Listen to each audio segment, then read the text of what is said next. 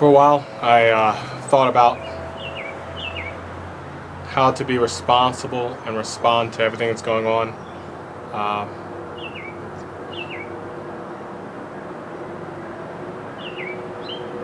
and I feel like I have a level of responsibility from a YouTube channel creator, and for what I want to get accomplished in my life, to not stay silent, but when I say something, I want it to be real, from the heart, and what I believe in, and to have an impact, not just a bunch of words. So I'm writing a lot, thinking about a lot, but in the end, I think directly what comes from the heart is what's best. So here we go. I don't have to rehash everything's going on, so really I'm going to start by a text that I got from a coworker, a white female, just to give you the context, somebody that I've known for a couple of years, and she sent me a text, and I'm just going to read it right now, and then we're going to go into a couple different things. This isn't going to necessarily be a short video, so if you're looking for something for 1 or 2 minutes, you might as well just turn it off, because this is going to be something that I hope not just sparks conversation, but sparks action. So here we go. Hey Will, that's my regular name.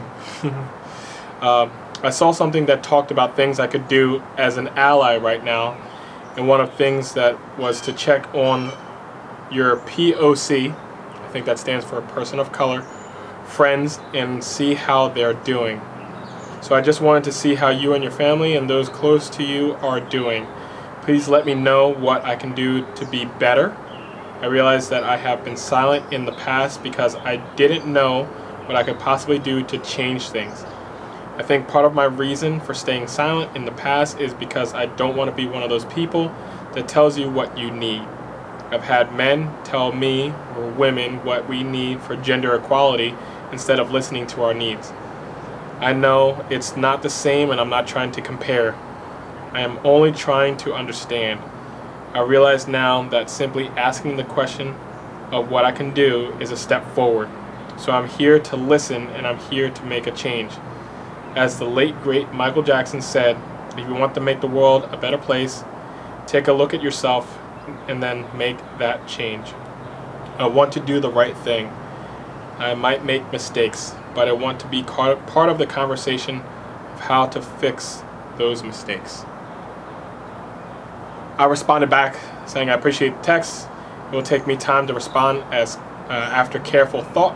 Thanks again for reaching out, just as a polite gesture returning.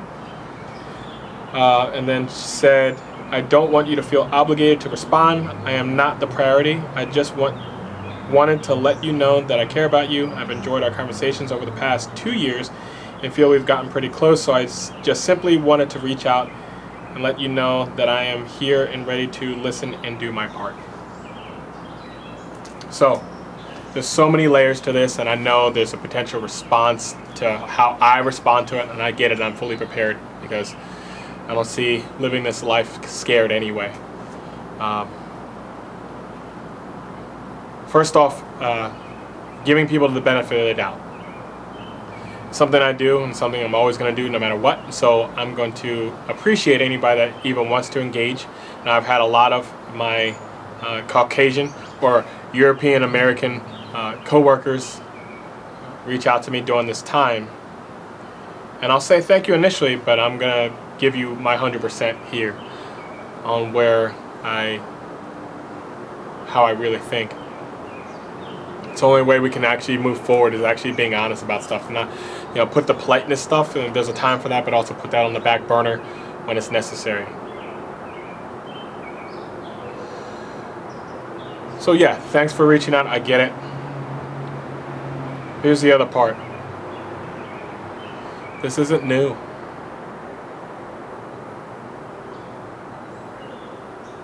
What's recently happened isn't new. It's something I know I've been dealing with my entire life.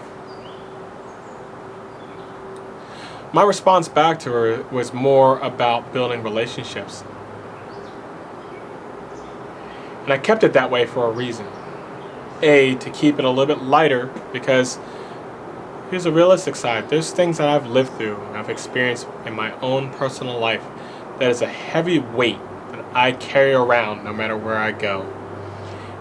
And all in one conversation, I would actually think it's a level irresponsible just to dump that weight on somebody else that has never experienced anything that I've experienced like this. Small example, but I'm not going to go too deep in all sorts of stuff, but I used to be stationed, obviously you guys that have been in the channel know that I'm prior military, United States Navy. I used to be stationed in Charleston, South Carolina. And on my travels back to Philadelphia, I got pulled over every single time I drove back to Philadelphia. 10-hour trip. And it became a regular. I mean, I was driving a 1992 Chevy Camaro. Looked pretty cool and everything, but I got pulled over every single time by the cops there. And every single time they started their conversation as if I was a drug dealer, smuggling drugs from the south up to the north. So much so that every single time that I drove back to my home city and the city that I love, Philadelphia, Pennsylvania, I wore my military uniform.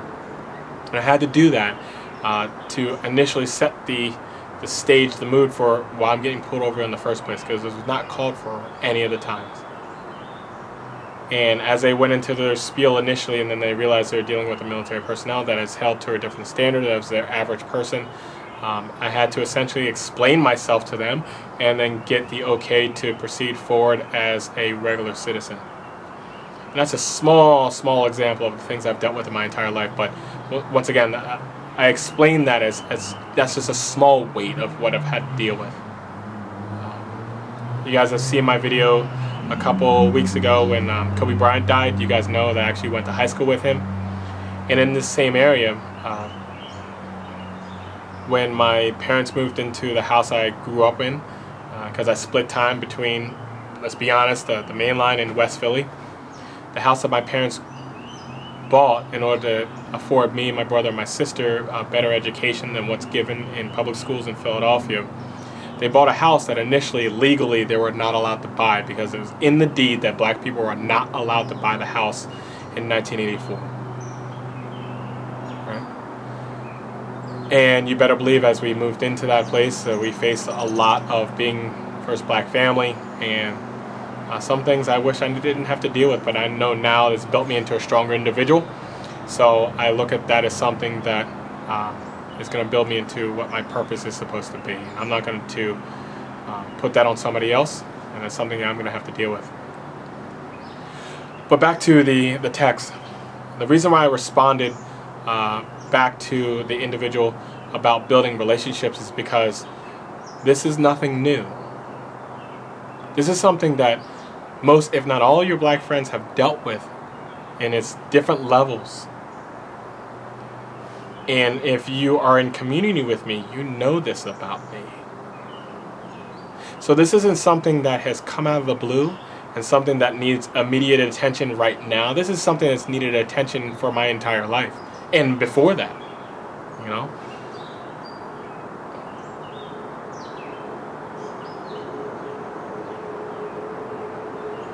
And in relationships, you take the entire person into consideration.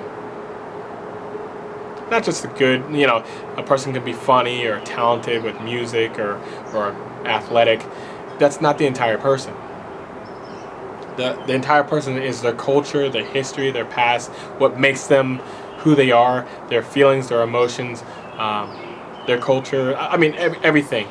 And you get to know every part about a person when you actually build a true relationship with that person. Otherwise, you're just there for the good times, and then you don't get to those deeper places where you actually truly learn and understand what that person needs to heal from whatever they're dealing with. And this is not just black people, it's just people in general, but to heal from what they've gone through in their life. It could be racial stuff, it could be sexual molestation, it could be economic, it could be education, it could be all sorts of things.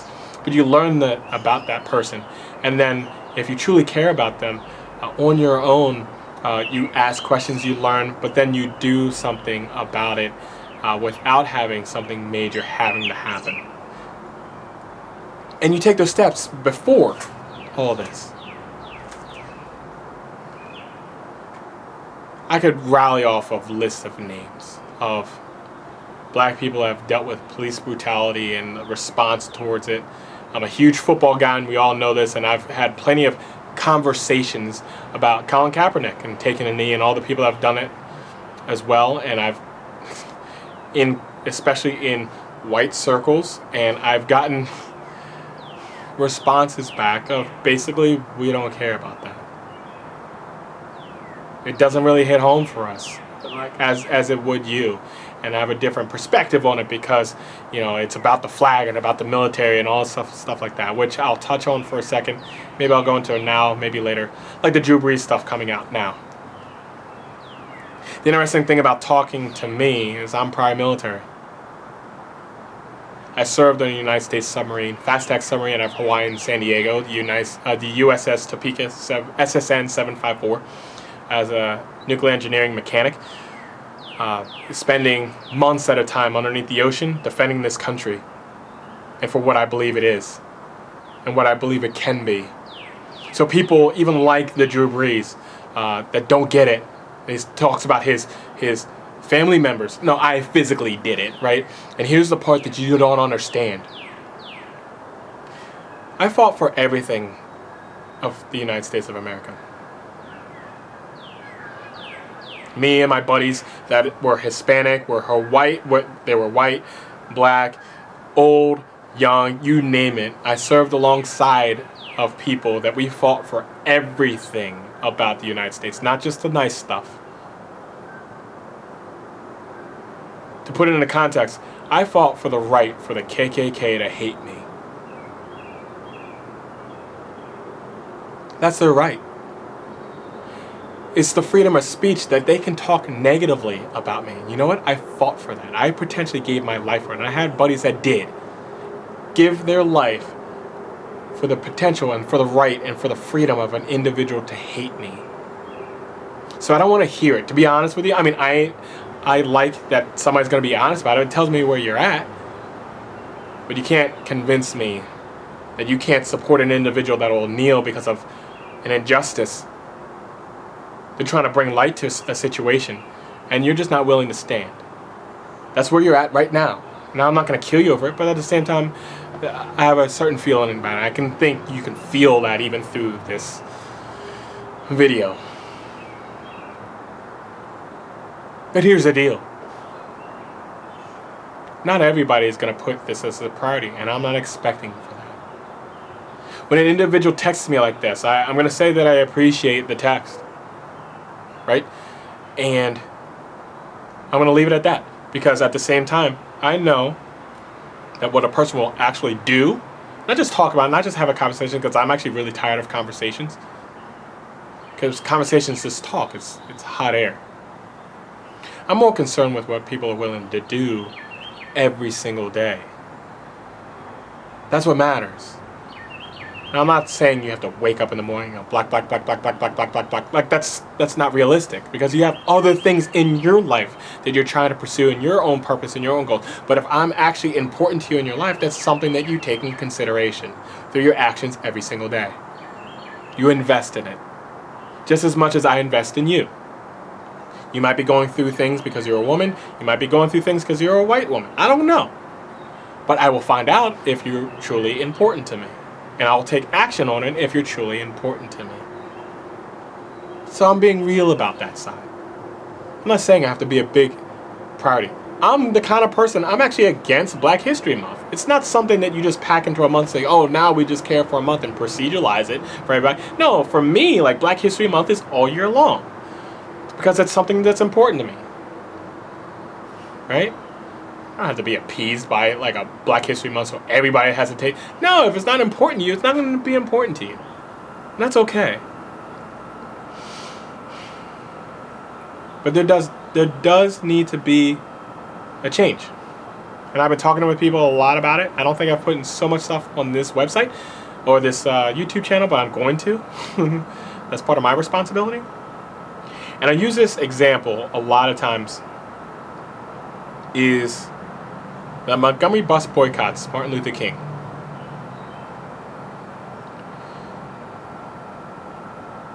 If you don't know about it, read about it. I'm not going to go through the whole thing. But the Montgomery bus boycotts worked for a specific reason. When I ask people and I see where they're at mentally and ask them why they think it worked, a lot of times people cite how it's wrong to force a person to sit in the back of a bus just because of the color of their skin.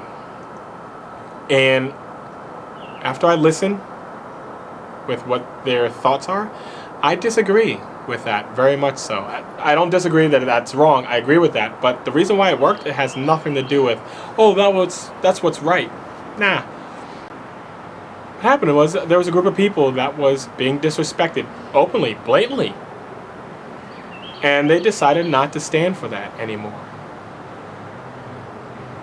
So they said, okay, instead of riding your racist bus, I'd rather walk. I'd rather spend my money somewhere else. I'd rather do something different with my time, my resources, and not give it to somebody that's not going to respect me, because my dollar is the same as a white dollar. It's the same as an Asian dollar. It's the same as a Hispanic dollar. It's the same as anybody's. If you're not going to respect my dollar like anybody else, you won't get it. That's empowerment that every individual has. It's the same thing like with votes. If we choose to actually do something smart with our votes instead of just picking two candidates and by the way, black people, you're supposed to be Democratic. By the way, we actually kind of started out being Republican. I don't know if you know that, but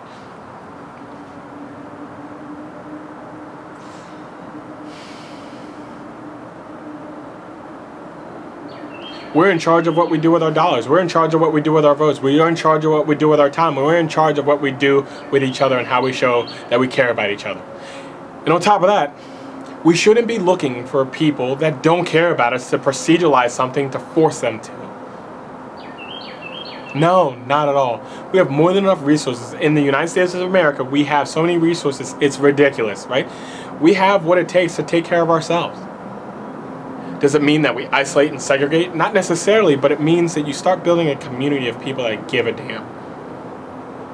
You start taking things a little different, a little more serious, and you watch where you spend your money. You might not necessarily just go to the Walmart anymore. I don't know Walmart, and I'm just throwing that out there as a big box store that doesn't necessarily put the community. You might want to talk to somebody that owns a small business in your area that you know where they stand, where they're at, and if they're willing to stand up for what's right or not. And then it might even be a little bit more expensive. You know where your dollars are going, and it's supporting your own community.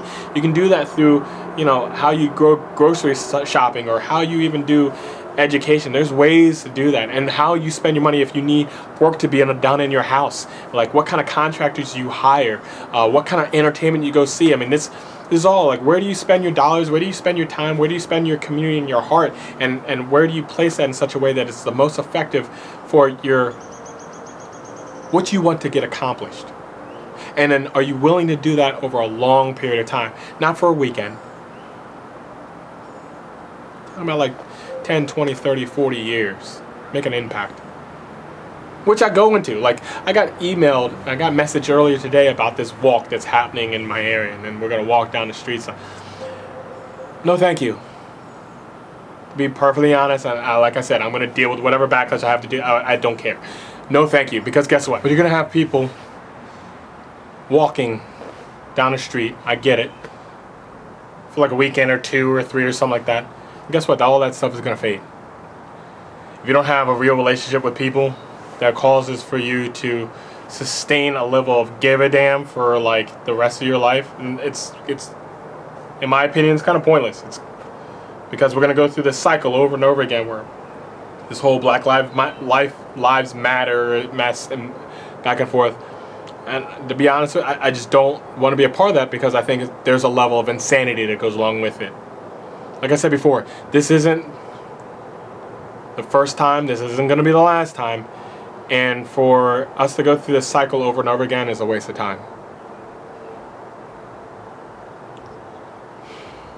It's like people that every year for the first month or two, they get like that gym membership and they say, oh, I'm going to lose weight this time and I'm going to do this. And they go through the same cycle. But it's not even that important to them for themselves, let alone important for them to do something for somebody else to sustain a level of success that they even agree with. I mean, sorry, I backtracked for a second. Including a Drew Brees from here, Philadelphia. Have you even read the entire national anthem? You even know what the entire thing. We only sing certain parts of it, by the way. Every black person that's ever read the entire national anthem knows what the entire thing says. So it's not necessarily even being an attack on a guy like Drew Brees. It's saying, hey, look, there's a level of awareness that, you can't say something to a person like me and for me, oh, I get it now, it's a military. No, I'm military. No, that's not the issue. You don't get it. It's not a military issue. It's funny. One of my favorite comedians, Bill Burr, actually said, I don't care how many times you've watched McHale's Navy, it's not about a military thing. You don't get it. You mentally don't get it. And you just recently signed a social injustice safety that we love here in Philadelphia that helped us win a Super Bowl, and I've worked with personally, Malcolm Jenkins. Yes, Malcolm, we miss you here. Okay, I feel like we're going to run through another Brian Dawkins thing where we gave up a safety that we should have kept. Whatever, that's another time to talk about another place. But for this issue, look, and to not put so much on Drew Brees, he's another person just like everybody else. Just because he's a quarterback of the New Orleans Saints doesn't mean that he's supposed to get it. No. And are we supposed to kill him over this? No, you know why? And let's refocus. Because all that is a distraction. Because that does nothing for moving this movement forward. Nothing. It does just absolutely nothing. Us talking about him, I am going to put him down there for this awareness thing on my video. I struggle with that sometimes. Because like, how do I not be like clickbait kind of person, but how do I bring awareness and then how to, for the things I'm doing and moving forward? So I put that there for a reason, but he's not the purpose. He's not the point. And focusing all of our energy on what he said, who cares? Who cares? Because that still doesn't get anything done.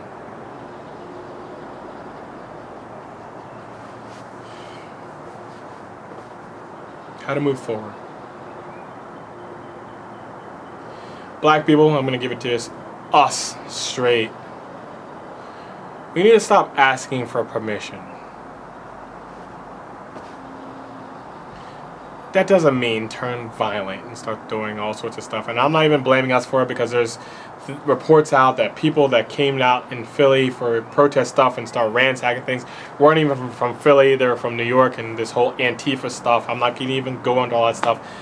I know what I even think about the news media because I know when I was out on deployment out in the Pacific area, we'll just say that, I know what they reported on the media, and it was not correct at all, so I don't put too much stock in any of that as well. I just know what I've lived, and I know what's real to me and my perspective. It's just not necessarily perfect for all people, and there's all my little things about why I think a certain way, and it's not perfect, I get it, but that's the way I've had to learn in order to survive in the world that I know.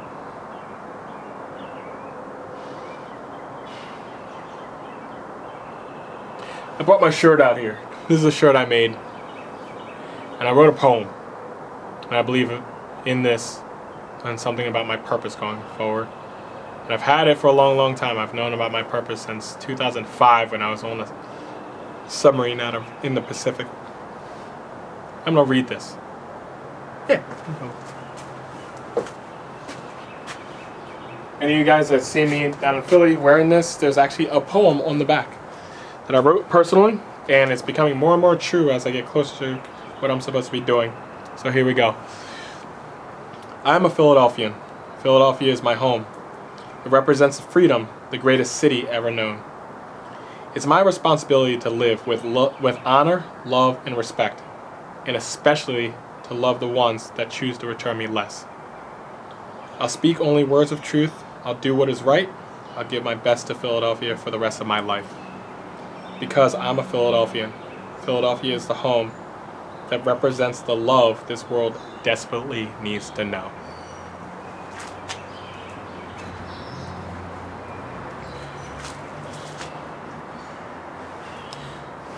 Most important part of that poem that I wrote is to especially love the ones that choose to return me less. Not everybody's going to like you. Not everybody's going to love you. Not everybody's going to pay attention, listen, learn, do what's expected as a basic human being, no matter what color they are, what religion they are, what gender, all that other stuff. political affiliation, thoughts on pro-choice, pro-life, or gun laws, or something like basic human rights. Not everybody's going to agree with everything or anything that you believe. Guess what? That's okay. What is important, at least to me, is to at least build a small community of people that care. And to move forward with those people. You can change the entire world with a small group of people that care. And for everybody else, they're a spectator. Okay.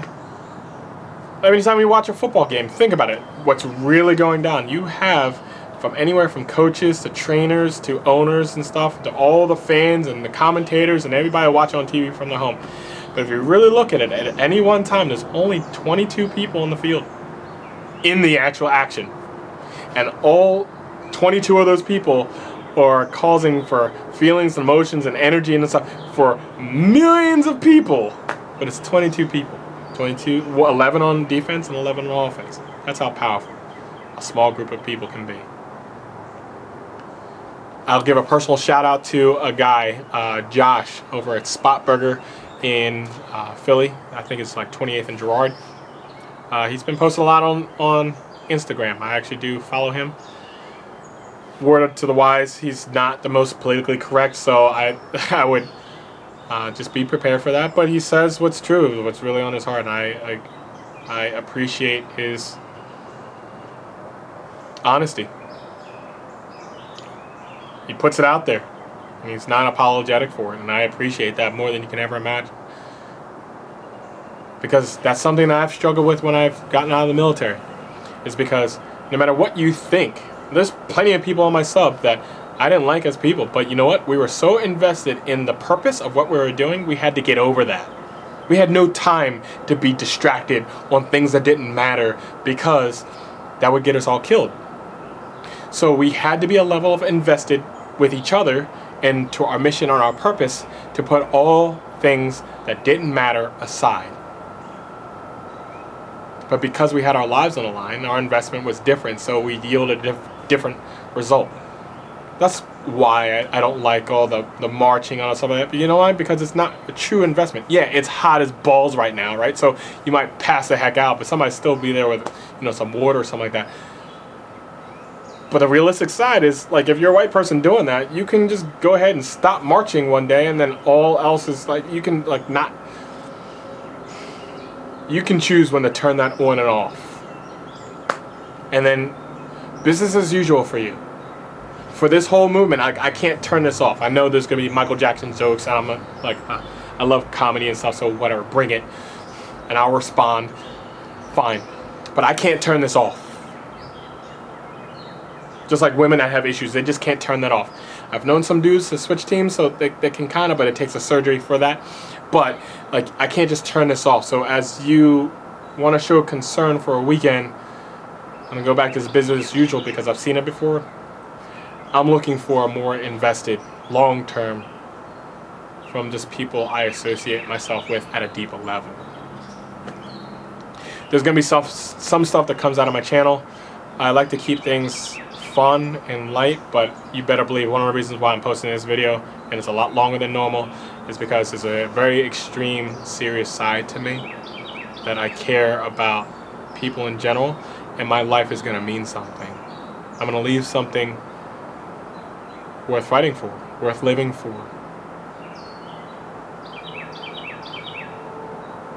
And it comes from action. I had a good buddy of mine call me earlier today, touched my heart. Two of them actually, both military friends that I've been to war with. And him and I are on the same page. It's not about talking anymore. It's about doing. As people, and yes, I'm going to fire one away at the Christian community, by the way. It's not about, we're just going to sit and pray, blah, blah. No, what are you going to do to put your hands in the dirt and do something different? And going along the same lines, I know I'm bouncing around, but this is how my mind works. I take examples of people that are Jewish. They don't ask permission to celebrate their culture. They just do it. Unapologetically. Like, oh, we got Yom Kippur, we're not going to be at school. Oh, it's Saturday, we're not showing up to whatever you're doing. This is who we are as people. You're going to find a way to respect it even if you don't. This is still what we do. Hey, black people, just on us, we need to do that. Stop asking permission. We don't even have to be violent about stuff. We just do what we're going to do because that's what we do.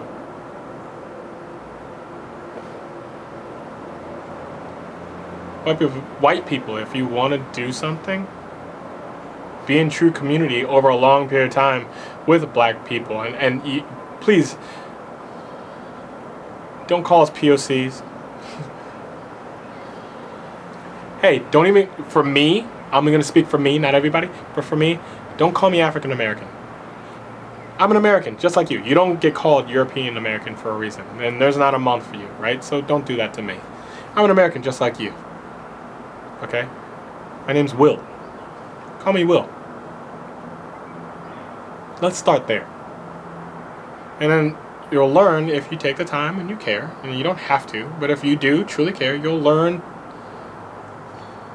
my background. You'll learn about, pieces of my family that had to get smuggled to Philadelphia in the back of a car because after slavery was done, which was my grandfather's grandfather, it's that close, they tried to beat him, his family, and my grandmother's family to death. So they had to get smuggled in the back of cars, and then half the family went to Philadelphia and half the family went to Liberia, where our family actually ran the country for a while. Kind of interesting.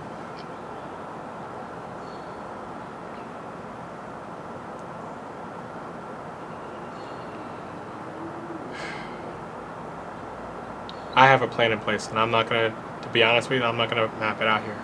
I'm not. You'll know about my plan if you're in community with me, because I'm out and working. Like, the reason why I'm even dressed like this right now is out cutting lawns, which is not my primary job. I was cutting lawns in West Philly because I'm raising money for my purpose, and I will get it done. The reason why I even wrote that poem and I read it to you tonight is because this.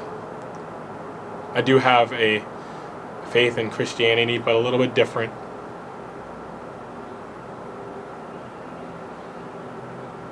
I truly believe, and I'm highly competitive in a good way, hopefully. I truly believe that you're going to have to hate me more than I'm willing to love you. And I'm competitive enough to believe that you can't do that. I've had plenty of things happen in my life, and you know what? I will bounce back from every one of them. I'm not going to sit and complain that I have certain weights that I have to carry. That's what I have to do. And I don't need you to carry them. That's why I've done the Go Ruck challenges before and stuff to prove something to myself. That I have the ability to carry more than my own weight, and I'm going to do it not just for me, but not just for my kids, but I'm going to do it for my community in a city that I love more than you can ever imagine. I'm not going to require anybody to do anything. It's all about choice. You can choose to do whatever you want to do. But as you're sitting and thinking about it, I'm going to be out moving. I'm going to move forward with my plan, and if you're in community with me, you'll understand.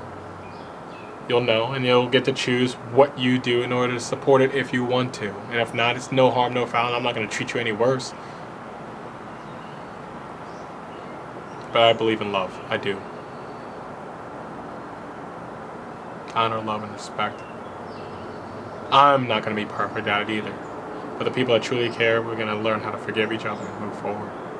I don't care what color you are, what race you are, what your background is. You could have just came out of jail. I don't care. I don't care. I've dealt with people like that all the time, and I'm not perfect too, and I sin just like you, which means I'm no better than any person.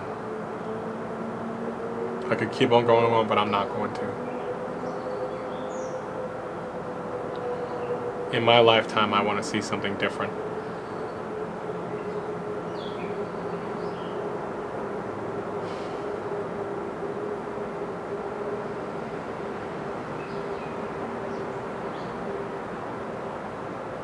There's plenty of fun to be had, but there's also plenty of work to be had. The harvest is plenty and the workers are few. You have to look at yourself in the mirror and ask yourself what you're willing to do and just start doing it. If not, you're just in process like the rest of us. And maybe one day you'll get there. If not, it's okay. You live the life that you want to live, and I'm going to live mine.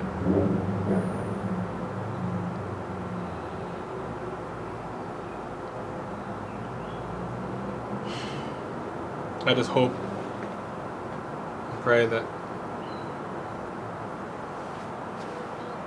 this doesn't happen again, even though I know it's coming.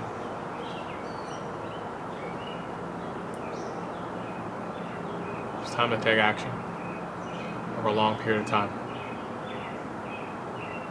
See you later, Texas. If you got through the whole video, thank you. I appreciate it. Thanks for listening to my perspective. And I look forward to seeing you on the battlefield, where you learn the most about an individual, of what they're willing to do when the shots are really actually fired, not what they say in a room or in a conversation that's comfortable and easy.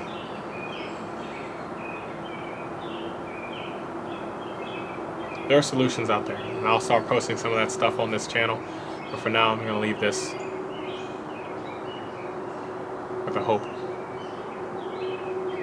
Maybe this reaches one person. It's worth it. And I hope we can move forward together over a long period of time for the rest of my life and beyond. Have a good night, especially Philadelphia, but anybody that's listening. And I hope this message serves you well. Good night.